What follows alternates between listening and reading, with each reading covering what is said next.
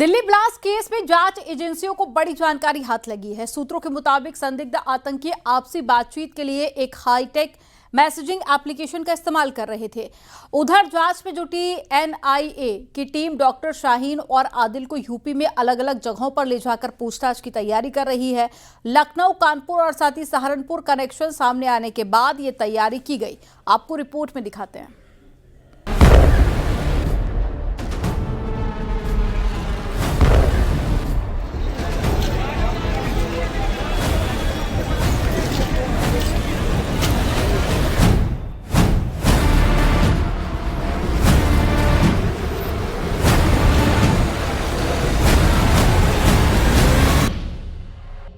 संदिग्ध आतंकियों पर बड़ा खुलासा,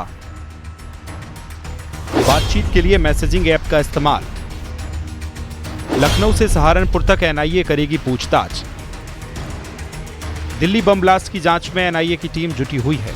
संदिग्ध आतंकियों की कस्टडी रिमांड मिलने के बाद डॉक्टर शाहीन को लखनऊ और कानपुर ले जाकर पूछताछ की तैयारी है। वहीं दूसरी ओर डॉक्टर आदिल को सहारनपुर ले जाया जा सकता है।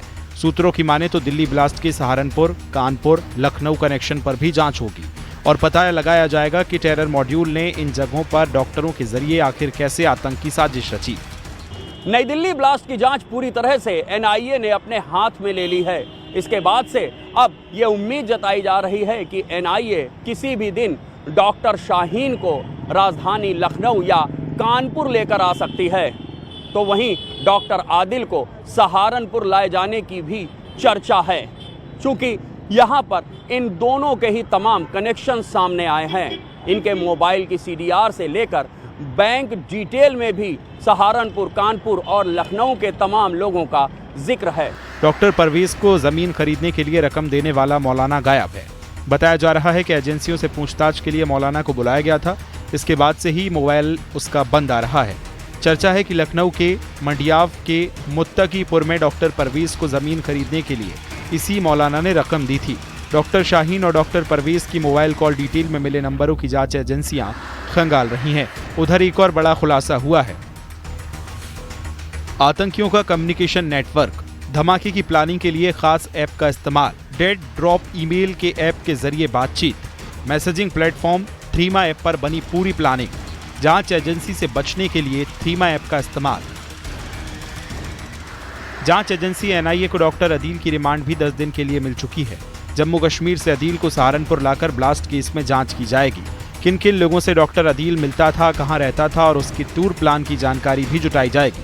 सहारनपुर से ही श्रीनगर वो गया था, जहां पोस्टर लगाने का फुटेज सामने आने के बाद गिरफ्तारी हुई थी। एनआईए को डॉक्टर आदिल की 10 दिन की रिमांड मिल चुकी है।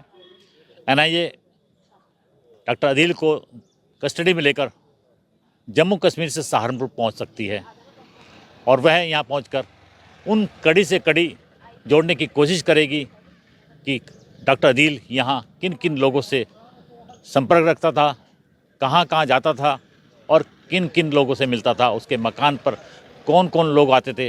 वह सारी संभावनाएं जो आदिल से जुड़ी हुई हैं उनको तलाशने की, खंगालने की कोशिश करेगी। व्हाइट कॉलर टेरर मॉड्यूल के बारे में एनआईए की टीम सबूत जुटा रही है। दिल्ली ब्लास्ट केस में कड़ियां जोड़ने की कोशिश हो रही हैं, जिससे संदिग्ध आतंकियों को कड़ी सजा दिलाई जा सके। अब ये देखना होगा कि लखनऊ, कानपुर और सहारनपुर में जांच एजेंसियों को कौन सा नया सुराग हाथ लगता है।